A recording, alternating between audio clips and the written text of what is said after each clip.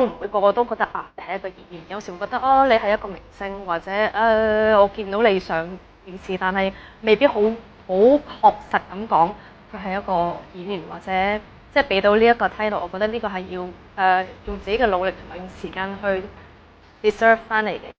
近呢1-2年就係好勤力、好努力咁樣去做呢一件事，就係拍好多唔同嘅嘢，因為我就係希望聽到陳瑩唔係淨係女神，我好想人哋聽到陳瑩就係陳瑩係演員。嚟緊都會學翻打拳同埋唱歌咯。對於演員嚟講，運用氣啊、運用聲音都係可以練習嘅方法嚟嘅。咁我覺得呢方面我可以去再磨練啦。同埋另外點解想學翻打拳？因為我本身係打跆拳嘅，其實咁好多人都未發掘到我呢一個 strength。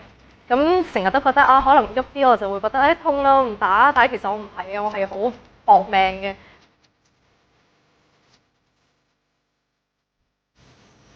薯條食好嘢。